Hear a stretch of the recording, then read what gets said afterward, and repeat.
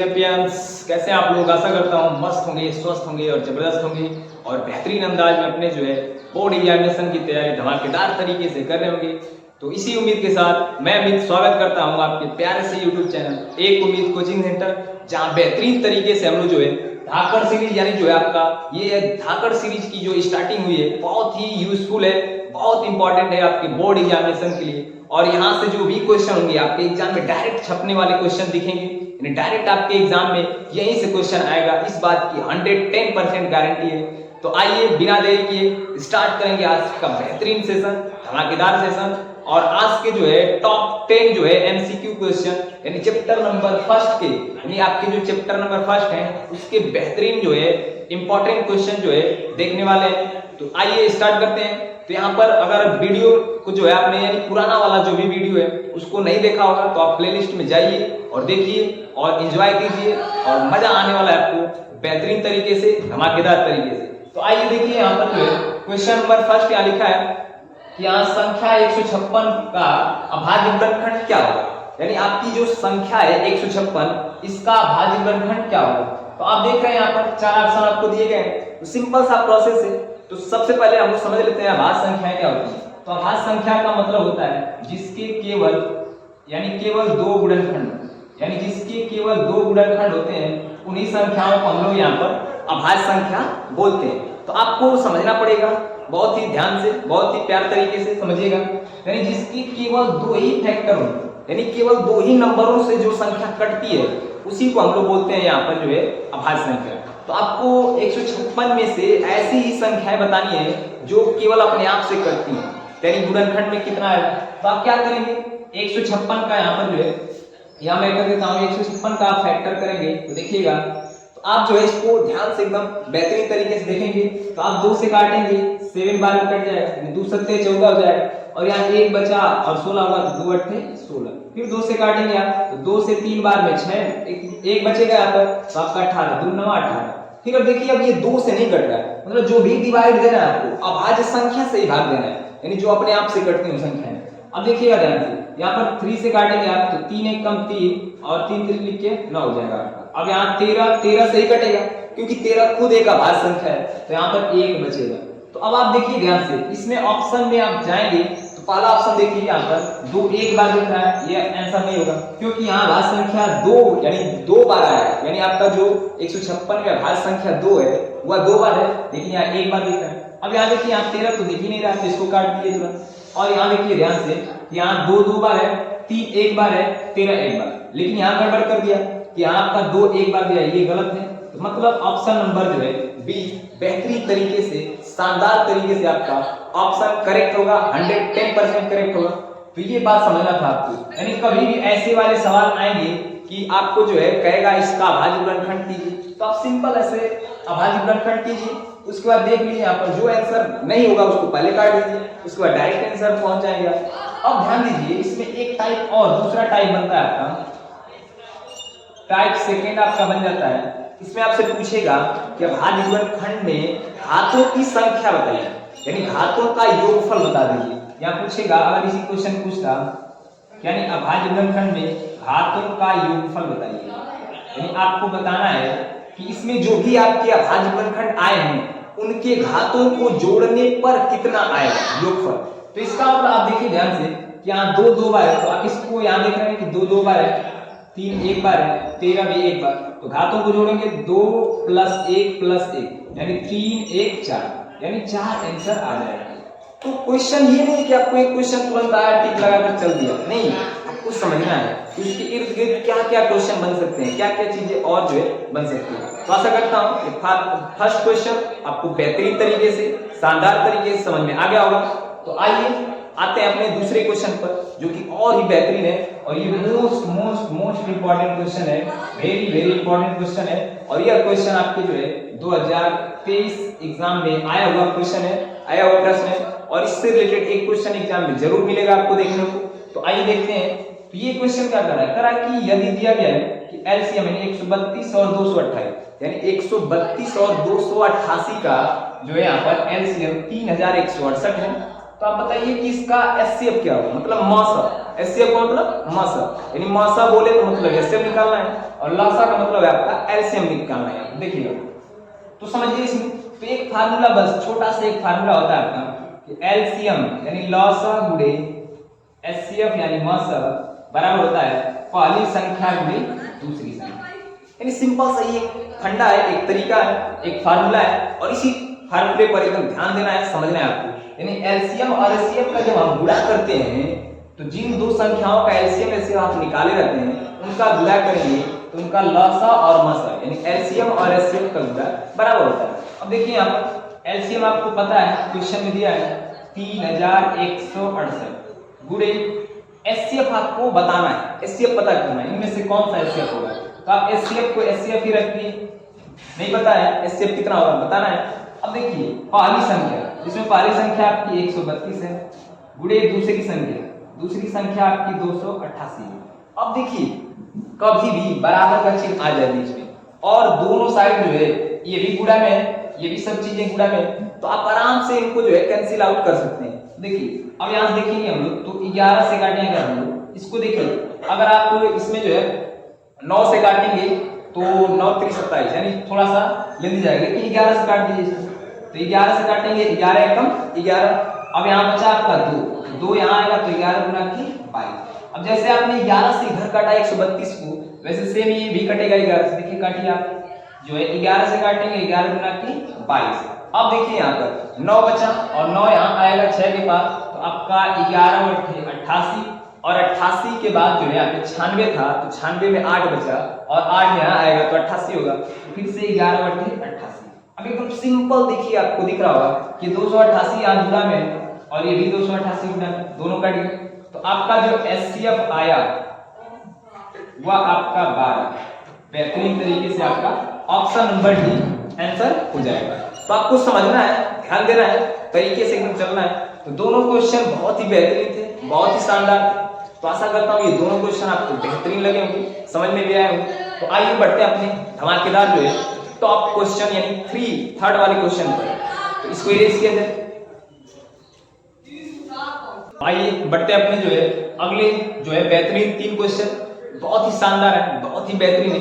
तो आइएगा देखते हैं, कुछ क्वेश्चन ऐसे होंगे डायरेक्ट आप जो है तुरंत टिक लगाएंगे, उसमें कुछ सॉल्व करने की आवश्यकता नहीं होगी। तो उस टाइप के कुछ क्वेश्चन होंगे आपके पास। देखिए जितने क्वेश्चन कराए जा रहे हैं इससे बाहर आपके पेपर में कोई भी क्वेश्चन आने का गुंजाइश नहीं है।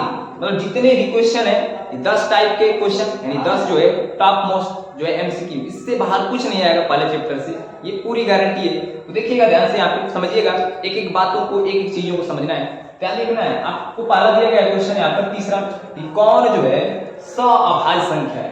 तो कभी भी सअभाज्य पूछा जाए तो सअभाज्य का मतलब ऐसी दो संख्याएं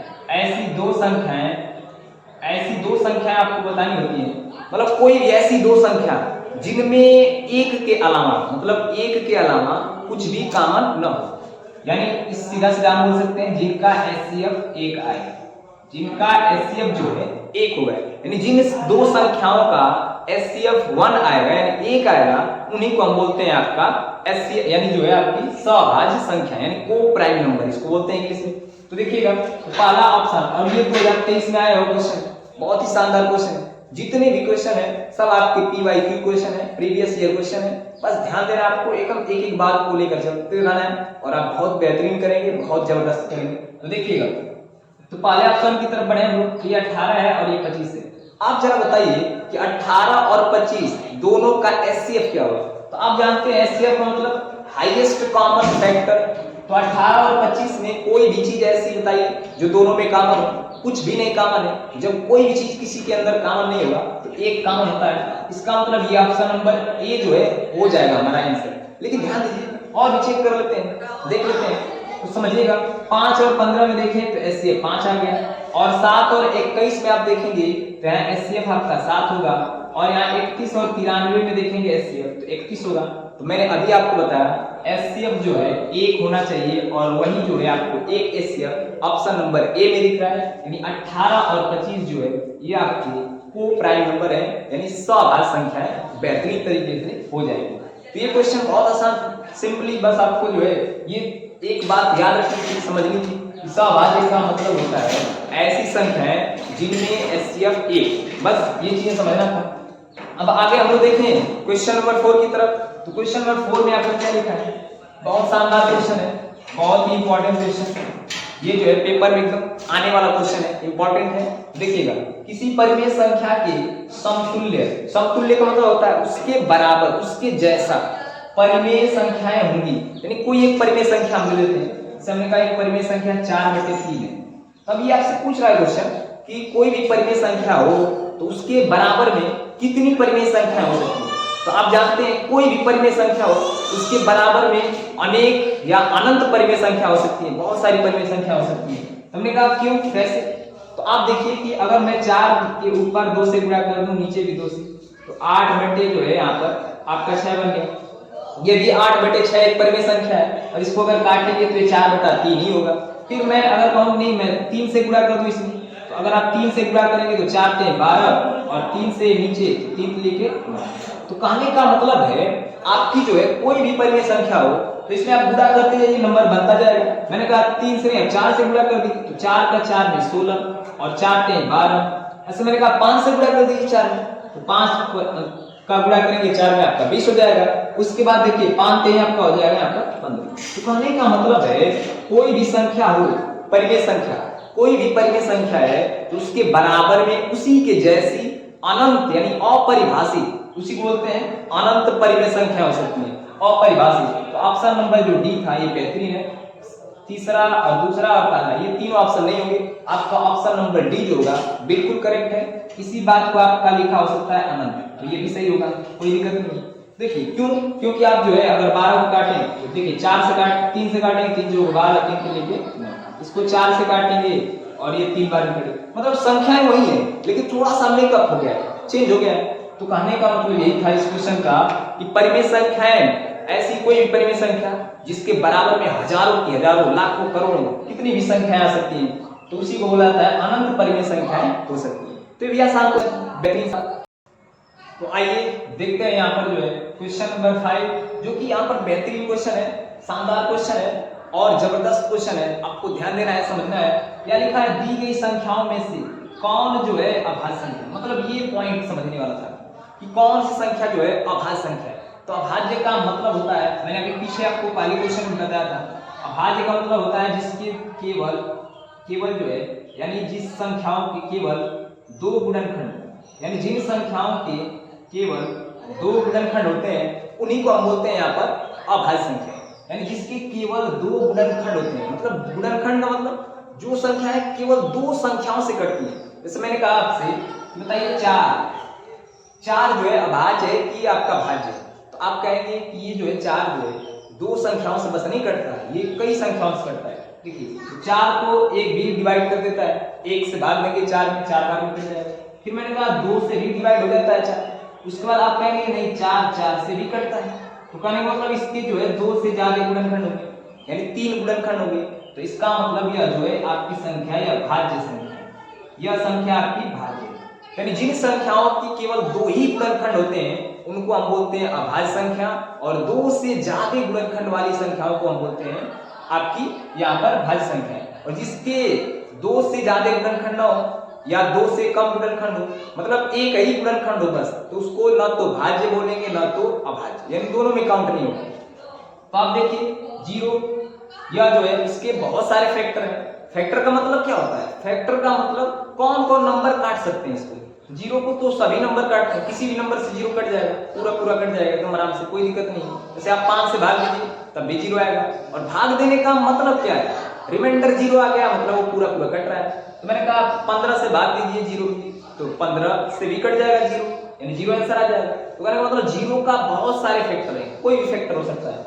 और मैंने कहा 1, तो 1 का केवल एकलौता फैक्टर 1 ही है, वो अपने आप से ही बस कटता है। तो इसका मतलब ये जो है एक ही फैक्टर इसके पास होने के कारण यह जो होगा ना तो अभाज्य होता है ना तो भाज्य होता है। अब अगला देखिए 2, तो 2 जो है एक ऐसा नंबर है जो अभाज्य संख्या है, यानी ये जो एकलौता एक ऐसा नंबर है, अभाज्य तो बहुत सारी संख्या है लेकिन ये 2 जो है स्पेशल है क्योंकि ये सम अभाज्य संख्या है। ये बात आपके पेपर में भी कई बार पूछा गया क्वेश्चन है यानी सम अभाज्य संख्याएं कौन? 4 ऑप्शन देंगे। क्या देखिए आपका जो 2 है यह एक सम अभाज्य संख्या है। तो एकदम ध्यान देना है, समझना है एक बात को, एकदम चीजों को बेहतरीन तरीके से। तो यहाँ देखिए ऑप्शन नंबर सी जो होगा बेहतरीन तरीके से करेक्ट होगा इस क्वेश्चन का, क्योंकि आपसे अभाज्य संख्या ही पूछा था। और ये 8 जो है ये आपका भाज्य संख्या है, क्योंकि इसके 2 भी फैक्टर हैं, यानी 3 ये जो है आपका 4 से भी कटता है, 2 से भी कटता है, 1 से भी कटता है, तो इसके 2 से ज्यादा गुणनखंड है। तो ये क्वेश्चन बहुत ही आसान था, शानदार था। तो आइए बढ़ते हैं अपने जो है अगले क्वेश्चन की तरफ, और बहुत ही शानदार क्वेश्चन है, आपको समझ में भी आ रहा होगा, बेहतरीन एंजॉयमेंट हो रहा होगा आपका। तो आइए क्वेश्चन नंबर 6 की तरफ बढ़ते हैं, इसको इरेज किया जाए। तो आइए बढ़ते हैं अपने जो है अगले क्वेश्चन, यानी क्वेश्चन नंबर 6, 7 और 8 तीनों क्वेश्चन बहुत ही बेहतरीन है। थोड़ा सा डिस्टरबेंस आपको मतलब बाहर थोड़ा सा आवाज एक आध आ रहा होगा, तो इसके लिए आप थोड़ा सा कोऑपरेट कीजिएगा, थोड़ा सा बाहर काम चल रहा है, ठीक है। अब देखिएगा यहाँ पर क्वेश्चन नंबर 6, 7 और 8 तीनों बहुत ही इंपॉर्टेंट क्वेश्चन है, मोस्ट इंपॉर्टेंट क्वेश्चन है आपके जो है पेपर के लिए, बहुत ही इंपॉर्टेंट है। तो एकदम ध्यान समझना है। जैसा कि ये क्वेश्चन अब देखिए, अभी मैंने आपको बताया पीछे वाले क्वेश्चन, और ये 2022 और 23 में पूछा गया प्रश्न है। देखिए कितने क्वेश्चन है जो आपके सभी प्रीवियस ईयर क्वेश्चन वाले ही पेपर हैं, इसीलिए बस इन्हीं पैटर्न को आपको ध्यान देना है। बाकी 10 क्वेश्चन के अलावा कोई बाहर दूसरा पैटर्न नहीं बनेगा, इस बात की गारंटी है। तो देखिएगा आपसे पूछा गया क्वेश्चन 144 के अभाज्य गुणनखंड में, यानी जब आप अभाज्य गुणनखंड करेंगे तो उसके गुणनखंड में अभाज्य जो गुणनखंड आएगा उसकी घातों का योगफल कितना होगा। तो आप सिंपली यहाँ पर जो है यहाँ पर कर लेते हैं हम लोग 144 का गुणनखंड जो है, एक काम करते हैं यहाँ जगह यहाँ कर लेते हैं। 144 का गुणनखंड आप करेंगे तो आप जो है 2 से काटेंगे, यानी 2 से कटेगा 7 बार में, फिर 2 से 2 बार में, फिर 2 से काटेंगे 36 बार में कट जाएगा, फिर आप अगर 2 से फिर डिवाइड देंगे तो 18 बार में, फिर 2 से काटेंगे 9 बार में, फिर 2 से काटेंगे आपका कटेगा नहीं क्योंकि 9 है, अब 9 जो है आपका कटेगा 3 से 3 बार में, अब 3 से 1 बार में। तो आप देख रहे हैं, ध्यान से समझ रहे हैं एक एक बातों को कि 2 जो है 4 बार आया है और जो 3 है आपका वह 2 बार है। तो इस बात को आप ऐसे लिखेंगे यहाँ पर जो है कि 2 की घात जो है आपका 4 है और गुणे 3 की घात आपका 2 है। आपसे पूछा क्या क्वेश्चन पूछा अभाज्य गुणनखंड करने पर घातों का योगफल, यानी जो भी गुणनखंड आएगा उनके घात को जोड़ने पर कितना आएगा। तो आप देख रहे हैं 2 की घात 4 है और 3 की घात 2 है, अगर दोनों को आप प्लस करेंगे तो आपका 6 होगा, और जो कि ऑप्शन नंबर डी में आपको दिख रहा है। तो बेहतरीन सा क्वेश्चन था, आसान क्वेश्चन था। तो आइए देखते हैं यहाँ पर क्वेश्चन नंबर 7। तो यहाँ 7 लिखा है आपका 100 यानी 226 156, इसका लसा आपको दे दिया है, यानी इनका लसा 156 है। तो आपको बताना है इसका मसा क्या होगा। तो आपने एक फार्मूला पढ़ा है बेहतरीन तरीके से। तो फार्मूला क्या होता है कि एलसीएम गुणे एचसीएफ बराबर पहली संख्या गुणे दूसरी संख्या। तो आप देखिए ध्यान से कि यहाँ एलसीएम जो है आपको पता है 156 है, तो यहाँ लिखेंगे 156 गुणे आपको एचसीएफ बताना है, तो एचसीएफ आप जो है लिख दीजिए एचसीएफ को एचसीएफ। पहली संख्या आपका यहाँ पर दिया है क्वेश्चन में 26, दूसरी आपकी है 156।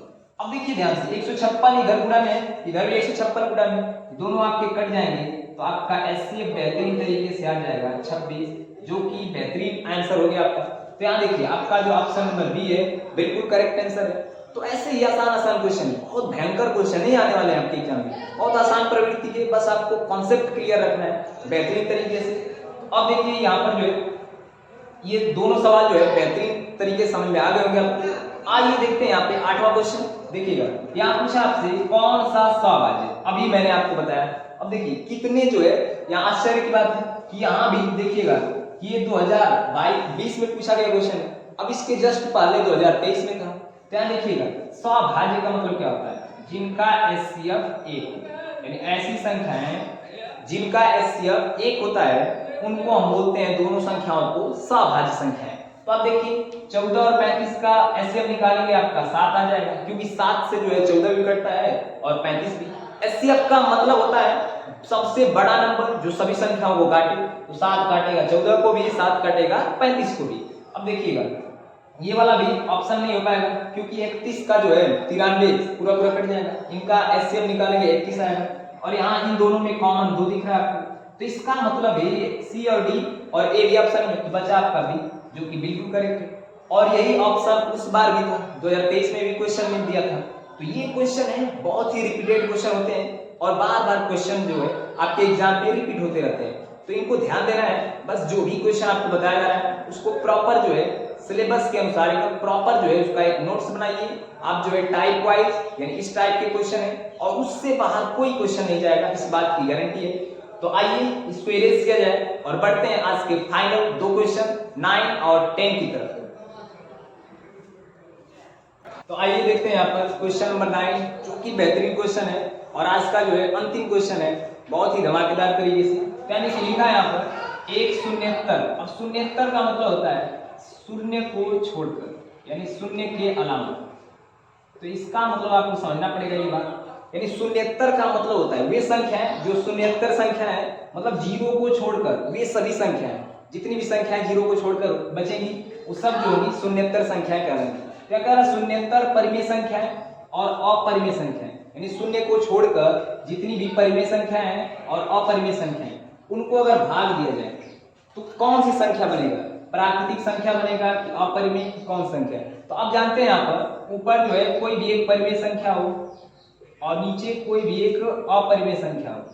2 अपरिमेय संख्याओं का, यानी अपरिमेय संख्याओं का गुणा अपरिमेय से करेंगे तब भी अपरिमेय आता है, और परिमेय और अपरिमेय को आप अगर डिवाइड करेंगे, भाग देंगे, तो जो संख्या बनेगी आपकी वह बनेगी अपरिमेय संख्या। तो इस तरह से इन चीजों को समझना था, आपको ध्यान देना था। जैसे एग्जांपल के रूप में हम यहाँ पर लिखें तो देखिएगा, जैसे मैंने कहा 4 है और नीचे आपका रूट में 2 है, तो 4 भी एक परिमेय संख्या है और आपका रूट 2 एक अपरिमेय संख्या है। अगर इनको भाग लगाएंगे तो जो नई संख्या बनेगी वह पूरा पूरा भाग नहीं जाएगा। इसका मतलब ये है जो संख्या बनेगी अपरिमेय संख्या बनेगी। तो इस बात को आपको समझना था। यही बहुत आसान सा क्वेश्चन था। तो ये जो है इसका ऑप्शन नंबर बी बिल्कुल करेक्ट हो जाएगा। तो अब जो है क्वेश्चन नंबर 10 जो है आप जो है होमवर्क में इसको जो है कमेंट कीजिएगा, और वीडियो आज का कैसा लगा बेहतरीन तरीके से जो है कमेंट में कमेंट कीजिए, और वीडियो पर जो है ज्यादा से ज्यादा जो है जितना हो सकता है शेयर कीजिए, और चैनल पर नए तो सब्सक्राइब कीजिए। थैंक यू, धन्यवाद।